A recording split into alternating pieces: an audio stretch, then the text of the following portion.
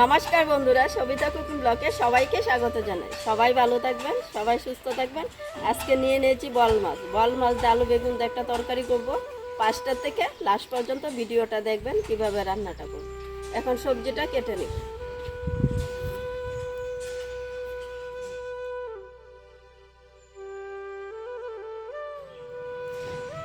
কালারের জন্য দিয়ে দেবো হলুদ গুঁড়ো, স্বাদ মতো লবণ, মেখে নিব। অনেক কুটোতে অল্প করে সরষের তেল দিয়ে আগে মেখে নিব। গরম হয়ে গেছে, এখন দিয়ে দিব মাছ। হয়ে গেছে, আর মাছটা উল্টায় নিব।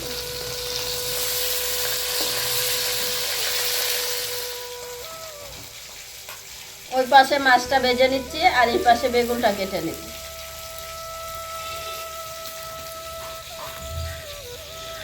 দুই পাল্টা করে নিব বেগুনটা।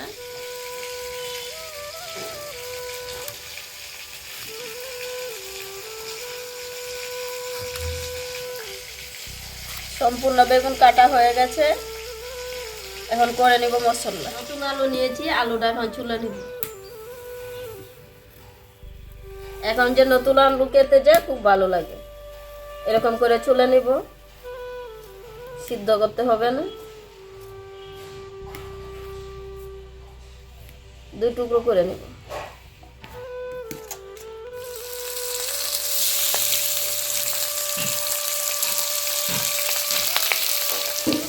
সম্পূর্ণ মাছ ভাজা হয়ে গেছে, এখন উঠে নিব। আর অল্প করে তেল দিয়ে দিব, ভেজে নিব বড়ি। বড়িটা আমি বাড়িতেই বানিয়ে নিয়েছি। ঘরে বানানো বড়ি যে খেতেই অন্যরকম একটা টেস্ট হয়, সেন্টটাও খুব ভালো আসে। এখন ভেজে নেব। বড়িটা ভাজা হয়ে গেছে, এখন উঠে নেব।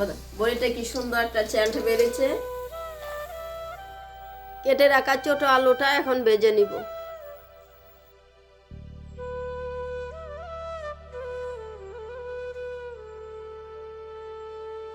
স্বাদ মতো দিয়ে দিব লবণ।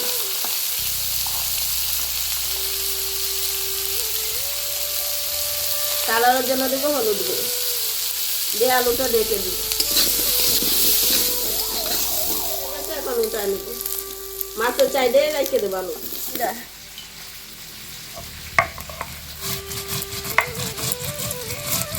বাটা হয়ে গেছে, এখন উঠায় নিব। বেটে নিব কাঁচা লঙ্কা, লাল লঙ্কাও দিয়ে দিব, আর দিয়ে দিব কাঁচা লঙ্কা।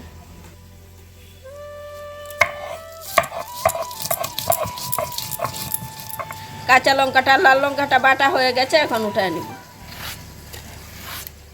হয়ে গেছে, দিয়ে দিব পেঁয়াজ কুচি। পেঁয়াজটা ভাজা হয়ে গেছে, দিয়ে দিব অল্প করে জিরা। সবকিছু ভালো করে ভাজা হয়ে গেছে, এখন দিয়ে দিব সবজি। কালারের জন্য দিয়ে দিব হলুদ গুঁড়ো। মতো দিয়ে দিব লবণ। আলুটাও দিয়ে দিব। দিয়ে দিব এখন জিরা বাটা, কাঁচা লঙ্কা বাটা। সবকিছু ভাজা হয়ে গেছে, এখন দিয়ে দিব জল।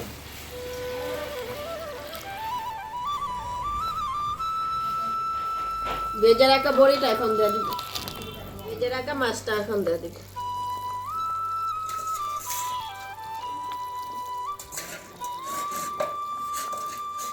তরকারিটা হয়ে গেছে, খেতে থেকে ধনিয়া পাতা উঠায় নিয়ে আসছি, এখন দিয়ে দিব।